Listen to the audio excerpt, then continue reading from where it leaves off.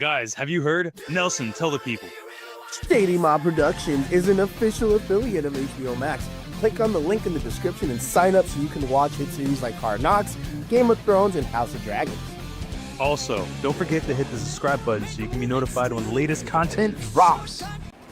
Hey guys, Smacks here. If you guys like gaming, swing over to Twitch, Smacks_TTV, live most nights. Stop by, say hi, drop a follow. Port City Uncensored. Real talk, real people, minus the trolls. Join us Thursdays at 8 on YouTube, X, and Facebook. From the streets to City Hall, you never know who'll show up or what they'll say next. Welcome to the party, pal. Oh, and pack a lunch. Guys, join me, Alex the Man Angelov, and check out A&A Radio, where we're going to be talking about the latest and greatest financial news, investments, banking, and personal finance. Check out the channel and don't forget to hit the subscribe button so you can be notified when the latest content drops. If you're in the San Francisco Bay Area and want the best cut of your life, go check out Headspins Barbershop, located in South San Francisco, the official barbershop of N1 from the End Zone. Guys, if you're into sports, wrestling, or just need some positivity and motivation, check out N1 from the End Zone and click on that subscribe button so you can be notified when the latest content drops. Hello and welcome everybody to the latest episode of N1 from the End Zone with your favorite host, King N.P.V. You know that's me, ladies and gentlemen. And it's been a long time, it's been over a month I believe, since we actually did a live stream. So guys, welcome one and all back to another episode of N1 from the End Zone. It's actually, it's been very busy, very busy. Had to put my momentum, my YouTube channel on pause for a bit, mainly because of work. Started working a couple jobs, started making money. It's the holiday season, so I got a couple kids, so you gotta capitalize when it's good, and then we will go back to doing what we are passionate about here shortly after the holiday season. So guys, thank you all for your support. Please hit that subscribe button, hit that like button so you can be notified when the latest content drops. Also, today's episode is very special because we're not only just streaming on N1 from the End Zone, we're also streaming on the Shady Mob Productions YouTube channel. We're streaming on Twitch, and we're also streaming on Kick. Shout out to, I believe the software is Stream Elements for making this possible on OBS. We're experimenting, we're learning, and so far it looks like it's working out pretty well. So yeah, guys, please hit that subscribe button so you can be notified when the latest content drops. Now, without further ado, let's talk some NFL football week 13. Let's start off with some of the Thanksgiving games. So we had the Chiefs playing the Cowboys. They ultimately lost 31-28. Chiefs are in trouble, guys. Their defense isn't necessarily holding up. They've definitely aged. Mahomes is doing what Mahomes does. He still has the Mahomes magic, but it's not enough. This is literally what happens to every team after they lose the Super Bowl. They have a bit of a Super Bowl hangover. They're, for the most part, they're getting healthier. The receivers are getting healthier. Their team, for the most part, is whole. They just need newer pieces. They're too old. Kelsey's basically going to be retiring after this season or next year. Chris Jones is already also on his way out. So the Chiefs are struggling, but the Cowboys, especially with the moves that Jerry Jones has made, they're competing. They're still alive in the playoff hunt. Honestly, I wouldn't be surprised if the Cowboys somehow manage to win the NFC East. If the Eagles continue to reel the way that they're reeling right now. The Eagles' offense hasn't been clicking at all this season with Kevin Patullo. They actually... They lost the Black Friday game against the Bears, 24-15. They got their asses handed to them. A.J. Brown actually had a good game that game. I think he went for 10 receptions, 132 yards, and 2 touchdowns. They need a new kicker desperately because Jake Elliott is not the answer. I don't know if I think he's dealing with an injury. He has to be dealing with an injury to be that bad at even scoring extra point attempts.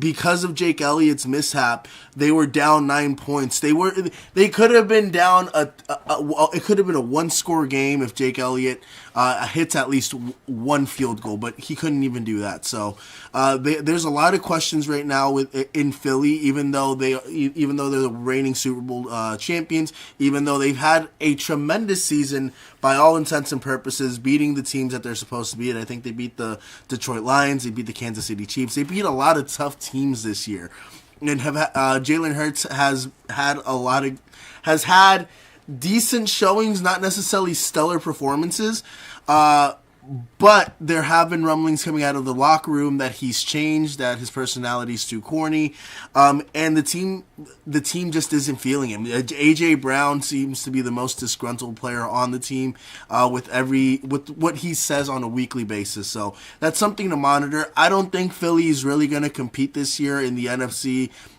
for a Super Bowl. Again, whoever makes the playoffs is alive to compete, right? But realistically, I think the Rams are probably the scariest team right now in the NFC. Second team that I guess would be scariest would probably be, in my opinion, the Green Bay Packers. Even though Jordan Love, he's like Josh Allen. That's a roller coaster ride, right? The Packers. So this game between the Packers and the Detroit Lions, Jordan Love had a stellar performance, right? He had 4 touchdowns. The Packers won 30-124. The Lions right now, after losing both of their coordinators, Aaron Glenn and Ben Johnson, who is right now 9-2 and the number 1 seed in the NFC with the Bears, they're struggling. The Lions are struggling. They're reeling. It's not necessarily their offense that's struggling because Jared Goff is still putting up points. Their running backs are still putting up numbers. Their receivers are... Their offense is fine. Their offense is doing what it's supposed to be doing, even though they only put up 24 points last game.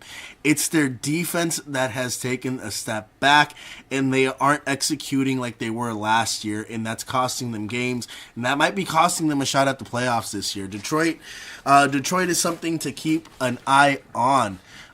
Detroit, Jared Goff had a good game he went 20 for 26 for 256 yards and 2 touchdowns. You can't ask for much more from Jared Goff, to be completely honest with you. And they did a good job stopping Josh Jacobs on the ground. It's just they couldn't. Their cornerbacks could not stop Jordan Love for throwing. How much did Jordan Love actually throw for? I know Jordan threw for 4 touchdowns, but I think he had 234 yards, 18 of 30. They did a decent job stopping him, but they couldn't stop the chunk yardage. And now that Christian Watson is back, Watson has unlocked another dimension for Jordan Love because he seems to be more of the true number one receiver for Jordan Love than Romeo Doubs. Romeo Doubs, every year he's supposed to be the number one guy. He does get the most targets, but it doesn't usually tend to pan out that way. Jordan Reed, Jaden Reed, my bad. Jaden Reed, a receiver that's on the Packers who's injured this year. Christian Watson. All of those guys tend to be more productive than Romeo Doubs, but that's I think because Romeo Doubs usually ends up drawing the number one cornerback or the number one matchup. But yeah, Packers are alive. Detroit is reeling because of the loss that Detroit had this week. It gave us a little bit of a cushion for my San Francisco 49ers, who are right now 9-4 and the 7th seed in the NFC playoff picture, which is insane because 9-4, we should at least be, like, in my opinion, the 5th seed. But we still haven't had our bye week. Other teams have already had their bye week. I think our bye week is next week, or if not, the week after that. But finally, we get some rest. We get to recover. We get to come back hopefully a little bit healthier and hopefully able to compete and close out the season the way we should be able to close it out to make that playoff push that we need to make. Joey B. Burrow. Joe Cool is back, ladies and gentlemen. Joe Burrow. Returning from his injury after I think 2 maybe 3 months, whooping the Baltimore Ravens 32-14. The defense did its job, and Joe Burrow and the offense did its job. They were able to take care of the football. They were able to execute. When the game was close in the first half, Joe Burrow took care of the football. They made sure that the defense wasn't put in atrocious positions, and they made that game competitive. In the second half, when the teams were able to adjust, the Bengals were able to make the best adjustments needed, and it unlocked the offense. Joe Burrow finally got his footing.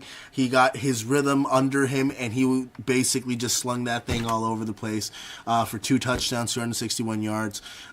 Again, this is what the Bengals needed, and this is what Zach Taylor needed to save his job. To be completely honest with you, I don't think the Baltimore Ravens are gonna move off of John Harbaugh. To be completely honest with you, mainly because John Harbaugh, Super Bowl champion. They are a very stable franchise, and Lamar Jackson was hurt this year again. So I don't think they'll move off of John Harbaugh. But Zach Taylor, back-to-back years where the team hasn't necessarily looked good, and I feel Joe Burrow hasn't been prepared going into the season like he should be. Each year he gets hurt. They don't start off hot. They gotta rally towards the end, and Zach Taylor just hasn't seemed to be able to regain the momentum he had the year that the Bengals went to the Super Bowl, in my honest opinion. So even though the Bengals won this game, I don't think they'll make the playoffs. I don't think they'll be able to rally 5 straight games, even with Joe Burrow being back. I think the Ravens might end up winning the North. However, the way things are shaking out right now, I wouldn't be surprised if the Pittsburgh Steelers and Aaron Rodgers and the Pittsburgh Steelers with Mike Tomlin and that defense are able to hold on to that 9-8 record that they need, that they're notorious for, and make the playoffs by winning the AFC North. Moving on to the Black Friday game. Bears versus the Eagles. Caleb Williams, ladies and gentlemen, he's starting to progress. Ben Johnson is putting him in good situations. Caleb is seeming to be able to pick it up. There's still issues, mechanical issues that I think and hopefully can be worked out in the next couple of years. He's still a little bit wild, happy feet in the pocket where he'll tend to try to make a play when he should just stay in the pocket and hit the wide open receiver, the 1 or 2 target, the first or second target. But he's been playing a lot better. I ain't gonna lie, he is playing a lot better. There's a reason why the Bears are 9-3 and they just beat the reigning Super Bowl champions. Their defense is playing sound defense. They're running the ball. They're taking care of the football. Caleb Williams is finding the open man, making plays with his legs and with his arms. He also throws a beautiful deep ball. I will give him that much. Caleb Williams doing what he's supposed to be doing as a number 1 overall pick, leading his Chicago Bears to right now the number 1 seed in the NFC, thanks to the Rams' loss against the Carolina Panthers, which I'm honestly shocked. I thought the Bears were going to be the 4th best team. I thought the Bears were going to be the 4th best team in that division. I didn't think Caleb Williams and the Chicago Bears were going to look this good this year, this quickly. And so far, they're killing it. The Lions, they're reeling after the loss of Ben Johnson and Aaron Glenn. I think they're missing Aaron Glenn more than they're missing Ben Johnson, to be completely honest with you guys. That offense for Detroit's still humming. It's their defense that's not necessarily pulling their weight. And the Packers, Jordan Love, because he's a roller coaster of a player, up and down, up and down. That's why the Packers haven't been able to necessarily grab hold and grab the reins of the NFC North, and that's why, or not the NFC North, the NFC North, and that's why the Bears right now 9-3. It looks like they're going to make the playoffs, and they're going to make the playoffs as the number 1 seed if they can hold this up, which I don't think they will be able to be completely honest with you. Moving on to today's slate of games. Let's talk about my 49ers. I'll be completely honest with you. Brock did not look good at all, in my honest opinion. He went 16 of 29 for 168 yards and a touchdown. That Cleveland, I'll be honest with you, I thought we were going to lose that game. I thought the game was going to be a lot closer than 26-8. I thought 5 points was way too much. I thought it was going to come down to a field goal, and hopefully we were going to win that game. But we won that game handily, and it's thanks to our special teams. It's thanks to Brock, honestly, making plays in the red zone when he needed to make plays, because the Niners couldn't move the football up and down that field against the Cleveland Browns defense. We've struggled against the Browns the last 2-3 years, and this year we finally were able to beat the Cleveland Browns, and the Browns haven't been that good the last couple of years. We should have beat them on a field goal, I think, a couple years ago. Last year they shut us completely down. Brock had one of, I think, his worst games against the Cleveland Browns last year, and I was expecting him to do the same thing coming off of a 3-interception game last week. Luckily, he didn't throw. Brock didn't put himself in a position to make Kyle didn't put Brock in any position to throw any obscene balls that could be intercepted, even though Brock did throw a couple of balls that did get batted down and were a bit questionable. He didn't throw a pick, which is essential when it comes to Brock and winning the games. CMC was trying to tote that ball, but couldn't do much. He still got his share of touches, and George, being George, coming up clutch in crucial situations, especially in that late drive at the end of the second quarter, where we got that field goal that we needed to basically put us back up 10 to 8. So, great win for the Niners. Great win for my Bang Bang Niner gang. We're going into I think we have our bye week next week, so we can rest up, recover. Hopefully Brock can get healthier, get more into a rhythm, get more into a flow, and hopefully be able to unlock that offense moving forward, because we're gonna need everything we can get moving forward just so we can make the playoffs and hopefully compete for a Super Bowl this year, even though I highly doubt it because we're missing just a lot of players. But you never know. This defense is young. Each week they gain experience. If we can get rest into these guys, get another week of tape into them, see what they can do after being well rested, I think our defense might be the best defense closing out the season, and maybe our offense can do itself justice and help that defense carry us to hopefully an NFC championship game and maybe potentially a Super Bowl. But we'll see. We'll see. Realistically, I hate to say it because I hate the fucking Rams. Fuck the Rams. But the Rams right now look like they're going to be the team to beat in the NFC.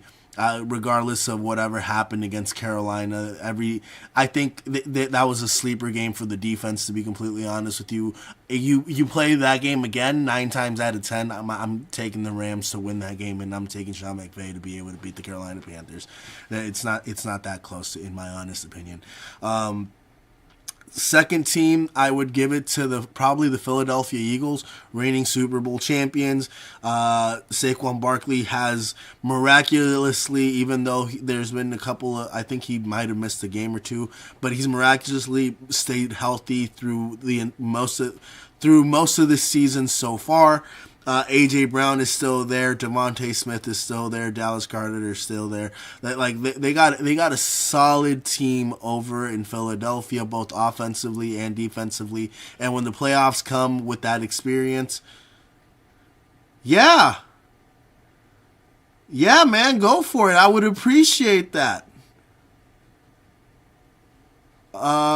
Thank you, Vintage 4. I appreciate that, homie. Sorry.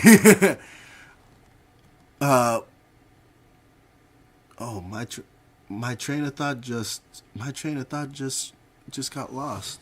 But no, I'm sorry. Philadelphia, with that experience, I think they'll be able to hash out any issues that they have, and they'll be able to compete. So it goes for me in the NFC: Rams, Philadelphia. I'm going to give it, if we can make the playoffs, I'm going to give it to my Niners. Mainly because every time we've made the playoffs recently, the standard for us has been the NFC Championship game. Whether we win that game or lose that game, that's where we've been when we've made the playoffs. So if we make the playoffs again this year, I'm giving us a chance to make it to the NFC Championship game.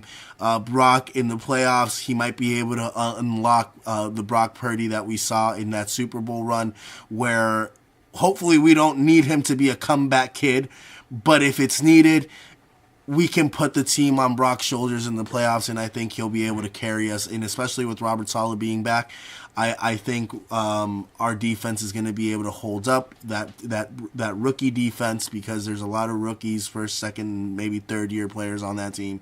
I think our offense, the experience that they have, the chemistry that they're showing, I think the Niners are the third best team in the NFC. I won't say the third best team in the NFC right now. That's a stretch. But when the playoffs come, I'm putting my Niners third on that list to be able to make a run, just based on the experience, the coaching, and the defense, and all the factors that I just listed. Moving on. My fourth team, I guess you could say, in the NFC would probably, let's see, if the playoffs were to happen right now, I would have to give it to, let's see.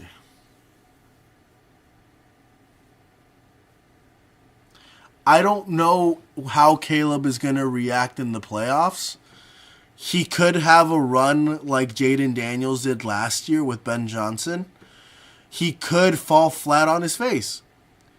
That's part of the reason why I wouldn't put the Bears fourth, in my honest opinion. However, we'll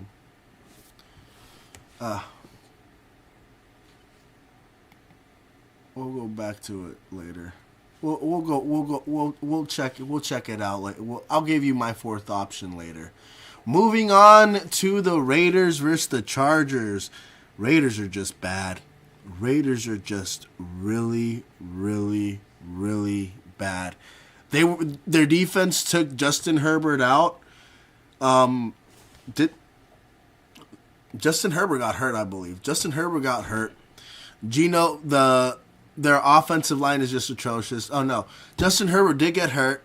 He went back into the game. He was able to close it out. They had Trey Lance come in there, throw one pass. Basically, play cleanup duty in the fourth quarter, right? But it comes out that Justin Herbert might be injured. He might miss some time. They are uncertain of it. Chargers defense did an excellent job containing Geno Smith. That Raiders offensive line is atrocious. There's a reason why the Raiders are just really, really bad. They fired Chip Kelly for a reason. Pete Carroll, that defense. That you got Max Crosby. Actually, you can't put it all on the defense. The defense is bad because the offense is atrocious and keeps putting the defense in very bad positions, and that is why the Raiders are 2-10 and still rebuilding for the upteenth year. Jim Harbaugh and the Chargers, even with an injured Justin Herbert, managed to put up 31 points. The game was basically a stalemate after halftime at 7-7. And then after the adjustments and everything, the Chargers' offense was unlocked. And they put up 31 points. And they're right now second in their division. They're still 2 games behind the Denver Broncos, who are right now, I believe, 10-2 and the number 1 seed in the AFC as a whole. Chargers, I think, are the 5th or 6th seed. They're in the playoff hunt. They've done enough to be in the playoff hunt, but Justin Herbert and all the injuries that team has experienced has really dampened the season for the Chargers, where there were high hopes, where they could have been what Denver is right now. But Sean Payton and that Denver Broncos defense, to be completely honest with you, that Denver Broncos defense is solid. Because Bo Nix, in my honest opinion, he leaves you wanting more. He doesn't execute at the highest level, in my opinion. But he's still a second-year quarterback. There's still a lot. When you're a second-year quarterback in the NFL, there's still a lot of room for you to grow. You don't necessarily hit your prime until you're in your 30s in the NFL. Basically 27, 28 to 30s is when you enter your prime. Moving on to the Jaguars versus Titans, I feel so bad for Cam Ward. That Titans team, that O-line, everything about them is just bad. Like, god damn.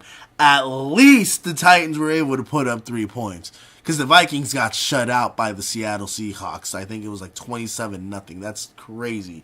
Trevor Lawrence, 8-4. I think the Jaguars are still...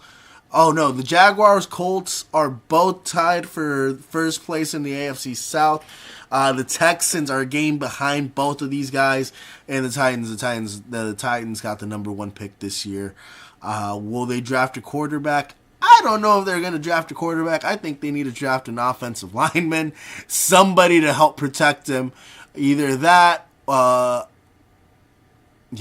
they need offensive line help. I'd say you can't go after an offensive weapon if you ain't got nobody to protect your quarterback, and they don't got anybody to protect their quarterback. They also need they need a new coach. They need a new defensive coordinator. They need new everything, just everything. So Cam Ward, I think, frankly, at this point, get him the reps, get him everything. But if you're going to get sacked as much as Cam Ward is getting sacked in these games, just sit him.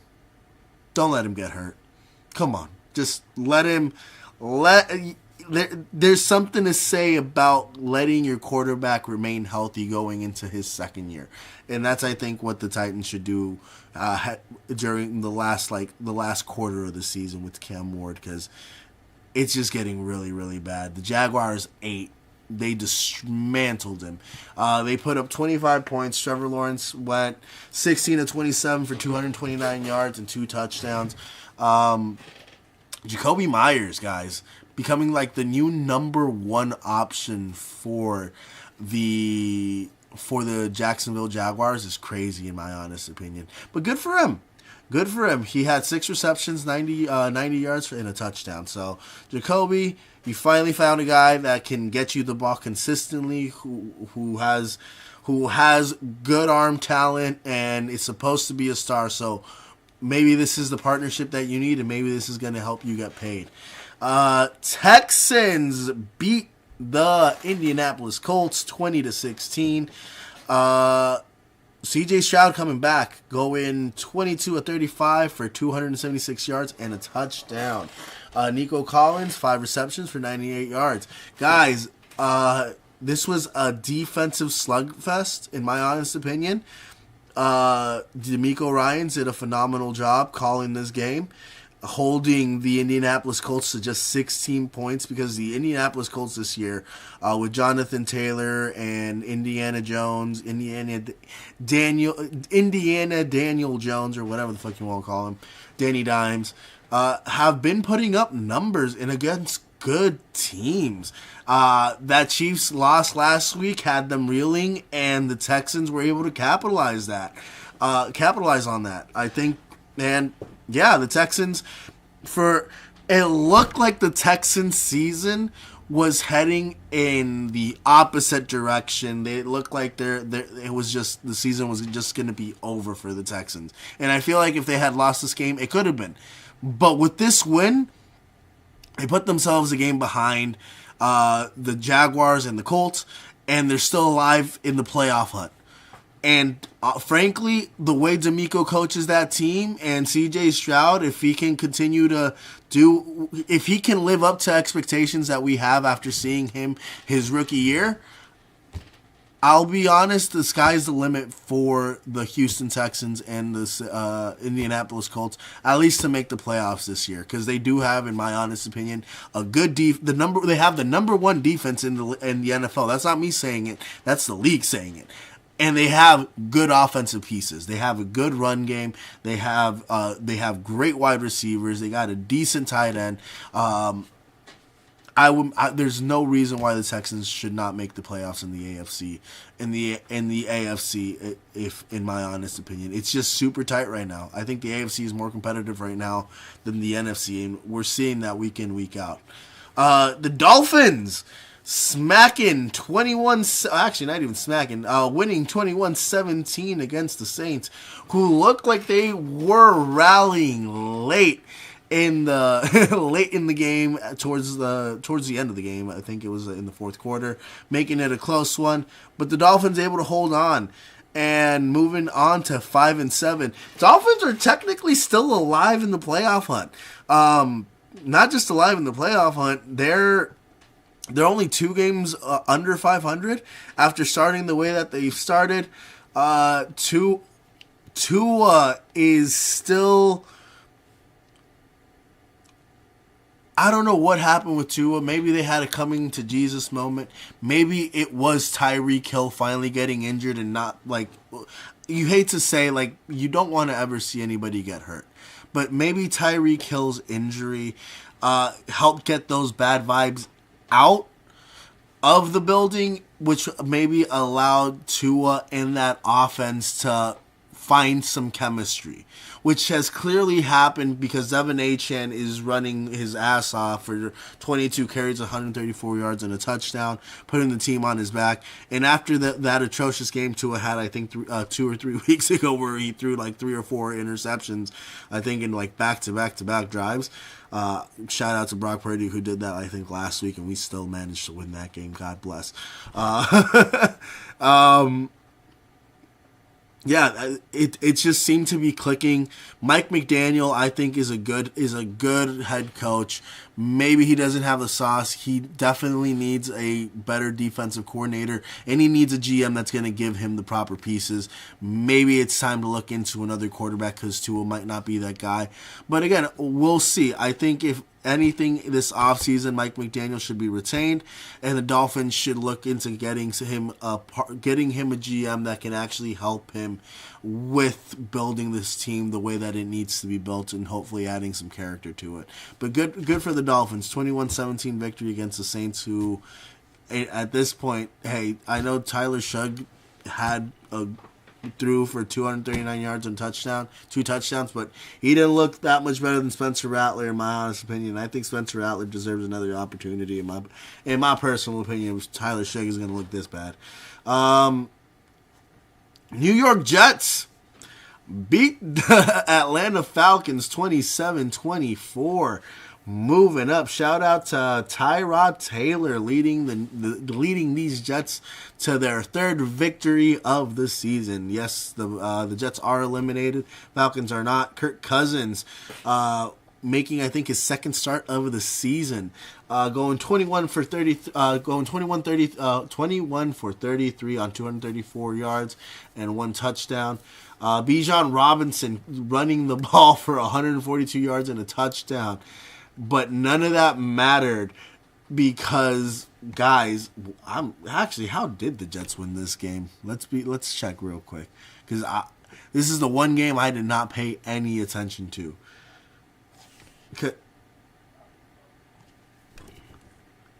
Their defense carried them. Their defense had to have carried them, because if you look at the numbers by themselves, it makes no sense that the Jets won this game. Literally, Bijan went for... Kirk Cousins threw 234 yards and a touchdown, no interceptions. Only got sacked twice. Bijan Robinson carried the ball 23 times for 142 yards and a touchdown. Tyler Algier, 8 carries for 20 yards and a touchdown. Who else? Kyle Pitts had 82 yards receiving. Bijan Robinson, 5 receptions for 51 yards. Kirk Cousins played a very good game. And Tyrod Taylor didn't have astronomical numbers either. Yeah, Tyrod threw 19 of 34, 19 completions, 34 attempts, 172 yards, 1 touchdown. Their run game wasn't even that stellar either. Breece Hall got 68 yards on 19 carries on 68, 19 carries, 68 yards and a touchdown. Tyrod had 8 carries for 44 yards and a touchdown. But they still managed to win that game. You got to put it on their defense, taking care of the football in crucial situations. Because, it just doesn't make any sense to me. Tackles for loss, sacks. I see no interceptions on either side. Yeah. Wow, good for the Jets. Moving up in the draft. I don't think that's what they want ultimately, to be completely honest with you. They want to draft a quarterback. Who will it be? God only knows, because clearly Justin Fields isn't it. Tyrod Taylor is not it.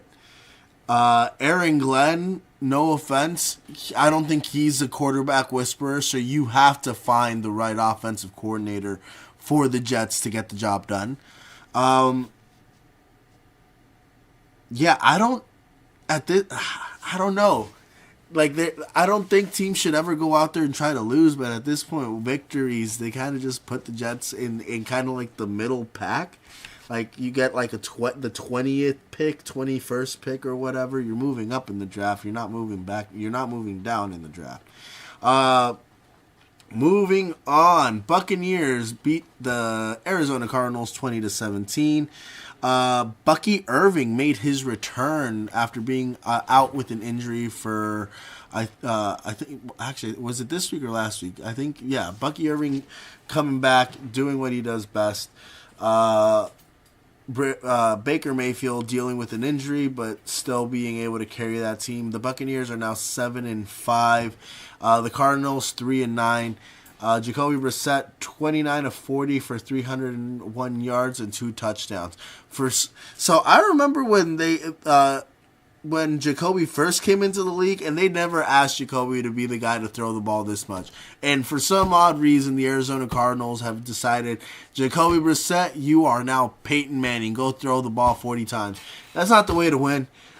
I wouldn't be surprised if the Cardinals move off their head coach this year, because I just don't think Mike Glenn is the guy. Clearly, it's not working out. It hasn't worked out. I thought Arizona this year with Kyler Murray and the pieces that they had might be more competitive. I thought they were going to be what Seattle is right now, and clearly, it hasn't panned out that way.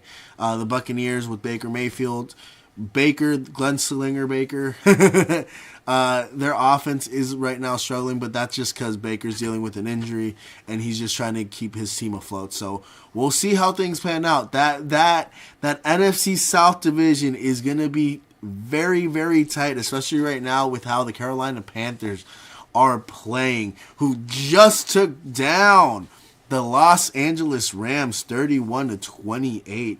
What a shootout. Matthew Stafford did not have a bad game. He had he went 243 yards on 18 of 28 attempts, or 18 completions on 28 attempts, 243 yards, 2 touchdowns, and I think he threw a pick. Carolina Panthers. If Matthew Stafford throws an interception, you have a better chance of winning that game than if he doesn't. And he threw them one and kept the Carolina Panthers after the abysmal showing they had last week against my San Francisco 49ers. I'll be real with you. I thought the Rams, if the Niners were able to do what the Niners did to the Carolina Panthers last week, I thought the Rams were going to mollywop them. But the defense on the Rams came into this game sleeping. They came in confident because of what they did to us, how they shut us down. They thought they were going to be able to do to the Carolina Panthers, but the Panthers came to play. They're like, we here to play, baby. We trying to win our division. We trying to make the playoffs. Bryce Young trying to get a contract extension, and what better way to go out there and make a name for yourself than beating the number one seed right now in the NFC, which was the Los Angeles Rams, and taking them down a peg. And they did it. They whooped that ass 31-28. It was a close game, but they held on for dear life, and it worked out. I think the Rams. This is a wake up game for. This is going to be a wake up call for the Rams, and the Rams. I don't think lose another game to close out the season, and if they do, they might lose one at most one more game this season. In the last, I think, 4 or 5 weeks of the season, to be completely honest with you. Carolina is still alive in the South. I wouldn't be surprised if the Panthers somehow miraculously end up winning the NFC South. And I called it. I said the Panthers, it was going to come down to the last game of the season when it came down to the Carolina Panthers and the Tampa Bay Buccaneers, because I just thought it was just going to be such a close close division. Close division, in my honest opinion. Moving on. Vikings, 26 zilch. They put up 0 points against the Seahawks, who smacked them. And Sam Darnold didn't even have a solid game. I think Sam Darnold got hurt in this game. Literally, Sam Darnold, 14 completions on 26 attempts for 168 yards. Their defense carried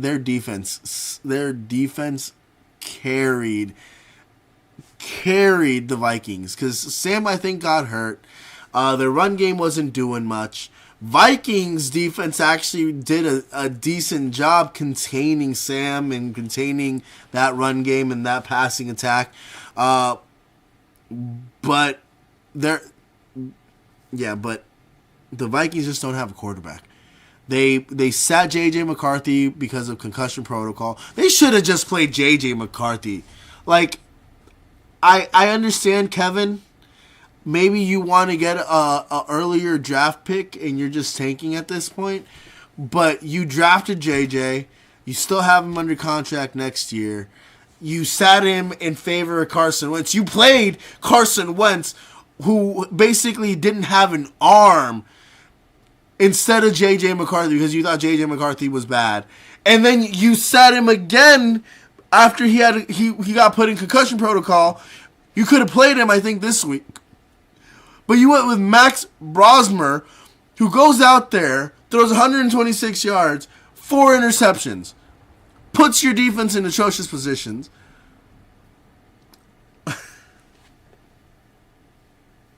Just saying. That was not the brightest move. And There was a point where the Vikings offense made it to the Seattle side of the field, and he threw a pick, and that basically sucked all the life out of it. Justin Jefferson is going to ask for a trade. Jetta's going to ask for a trade. At the end of this year, Jetta has to ask for a trade because he's squandering his prime with Minnesota if they're not going to be making the playoffs, and it's a year in, year out situation. Because even if they do make the playoffs, they never usually make it past the first round, and if they do make it past the first round, they never make it past the second round, even with Kevin O'Connell. I don't care what anybody says. But yeah, good for Seattle. Not the best game for Sam Darnold. Vikings defense is stellar. Brian Flores deserves an opportunity to be a head coach somewhere. Just saying. But yeah, not the best game for Seattle. Sam Darnold and that offense they were honestly stumped by Brian Flores and that defense, but they were just able to do enough to just be able to get the 26 points that they needed to just blow out the Vikings at this point. I'll be honest, I feel like the Vikings defense, they're just so irritated and they're just so done with the situation. They're just like, yeah, you want to score here, take it. Just take it. Moving on to the Bills Steelers. Aaron Rodgers called out the Steelers wide receiver room today after the game. And you know how Aaron usually does. Like, he'll take shots, he'll call them out for making boneheaded moves or whatever, and he won't necessarily take accountability for the team only putting up 7 points. Yeah, your receivers, maybe they did something that maybe there was some miscommunication between you and your receivers, but dog, you're the quarterback, and you still only managed to put up 7 points. What in the motherfuck is going on? Josh Allen didn't have a tremendous game. Josh Allen this year has been roller coaster Josh Allen. He hasn't been the Josh Allen for the last couple of years where he's been consistent. He's been roller coaster Josh Allen this year. And roller coaster Josh Allen went 15 to 23 for 123 yards and a touchdown. He ran for another touchdown. This game was a James Cook game. He went 32 carries, 144 yards, and that was what was needed. In the first half, the Bills were held to 3 points. After halftime and the adjustments were made, they decided to just give the ball to James Cook and have him tote the ball because the Steelers couldn't stop him, and they toted him. They toted his ass to 144 yards and a score of 26-7. Steelers, I think they're going to finish 9-7. The Bills, they're going to make the playoffs. The Bills, they might not win the AFC East, but they are definitely going to be making the playoffs, and they're going to be a threat. They're going to be a threat mainly because Josh Allen, his legs, Sean McDermott in that defense needs to vamp up because the defensive side of the ball is his area of expertise. You need to be able to stop these teams in the playoffs, especially if you're going to be on the road. So, Bills, I'm not afraid. I am confident in the Bills. So for me, the teams to beat in the AFC this year would probably be the Bills number 1. Number 2, in my honest opinion, and this is kind of hard, I'd have to go with the New England Patriots. Not because of Drake May or anything that he's done, even though Drake May last year did look decent and look like there was a lot of potential there. Mainly because of Mike Vrabel and what I saw him able to do with the Tennessee Titans and Derrick Henry and Ryan Tannehill. He has Drake May. He has a young core, Stephon Diggs, Kevon Booty. He has 3 Antonio Gibson, fucking Ramondre Stevens. He has like 3 or 4 or 5 running backs that like are decent. Like, that team is deep and young in New England. And to be completely honest with you, it's kind of like my Niners, especially right now with how the playoff picture is kind of looking. I like the New England Patriots more than... So, I like the Bills number 1. I like the Patriots number 2. I'll give the Broncos that third slot just because of Sean Payton, the area of expertise. That Broncos defense being fucking stellar. I think it's top 3 in the league, in my honest opinion, even though they didn't necessarily have a tremendous performance against the Commanders today. They still got to stop when they needed to get a stop. And Sean Payton is still a tremendous head coach. The only thing that I think would hold back the Broncos, to be completely honest with you, is Bo Nix. But right now, Bo Nix hasn't been the issue. Today, he threw for 321 yards and a touchdown, 29 completions on 45 attempts. Not necessarily the most efficient game, but Sean Payton is not afraid to let Bo Nix throw that thing, okay? But yeah, that's why I have the Broncos third, because of Sean Payton and that Broncos defense. Fourth, I would have to honestly give it to either the Texans. Honestly, I'd have to give it to either the Texans or if the Chiefs. No. Not even the Chiefs, because the Chiefs aren't in the playoffs right now. If the playoffs ended today, I'd give it to the Texans. C.J. Stroud's been to an AFC Championship game. DeMeco Ryans has been the head coach that's got him there. The experience factor, I think that team is deep. They have the number 1 defense in the league. That would be my fourth option in the AFC to make a run. So it goes Bills, Patriots. Bills, Patriots, Broncos, and Texans. Those are my top 4 teams. To close it off, we'll close it off with the Broncos in an overtime victory against the Marcus Mariota-led Washington Commanders, who relied on Jake Moody kicking a game-tying field goal to end regulation. And then they went down there after the Broncos scored. Marcus scored a touchdown. But at the end, when they went for the 2-point conversion to win it, Marcus had the ball batted down, and that Denver defense got to stop. Talanoa Hufanga has honestly been phenomenal for the Denver Broncos. Shout out to the former Niner. And yeah, honestly, overall, today's games have been tremendously fun. A lot of action, a lot of stuff going on. I already told you guys my 4 teams in the AFC. I only gave you 3 teams right now in the NFC, and those 3 teams were number 1. I have to give it to the Rams. Number 2, I'd have to give it to the Philadelphia Eagles. Third, I got to bang and rock hard with my Niner gang, because every time we make the playoffs recently under Kyle Shanahan, we make the NFC Championship game. And fourth, I'd have to go with the Green Bay Packers. The addition of Micah Parsons, that defense, Jordan Love, maybe you catch him on a good week, but they have a tremendous plethora of wide receivers with Christian Watson, Romeo Doubs, Matthew Golden. They have, I think Tucker Kraft might be out for the season, but they also drafted another tight end. They have a deep run game with Josh Jacobs and his backup. Their defense is set. That's the 4th team in the NFC. So those are my 4 AFC and NFC teams. And with that being said, guys, thank you for watching this latest episode of N1 from the End Zone. I know it's been a while. Please don't forget to hit that subscribe button so you can be notified when the latest content drops.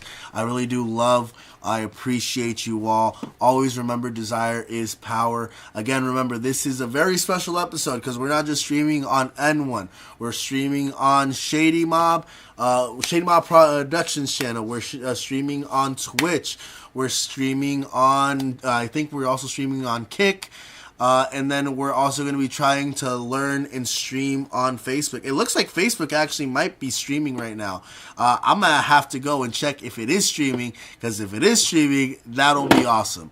But yeah, guys, please don't forget to hit that subscribe button, that like button, so you can be notified when the latest content drops. I really do I appreciate you all. See you next time.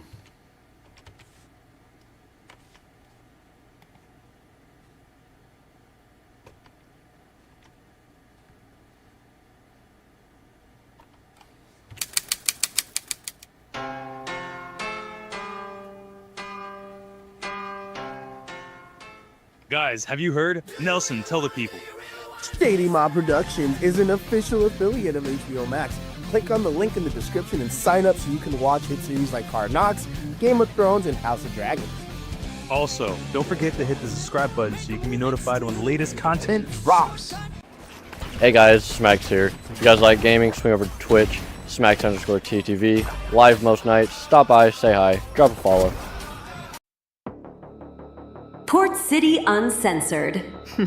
Real talk, real people, minus the trolls. Join us Thursdays at 8 on YouTube, X, and Facebook. From the streets to City Hall, you never know who'll show up or what they'll say next. Welcome to the party, pal. Oh, and pack a lunch.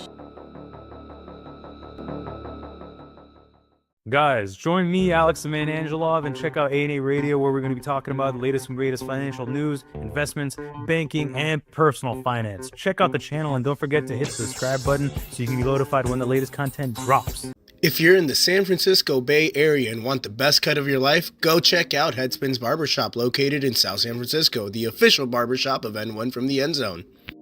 Guys, if you're into sports, wrestling, or just need some positivity and motivation, check out N1 from the End Zone and click on that subscribe button so you can be notified when the latest content drops.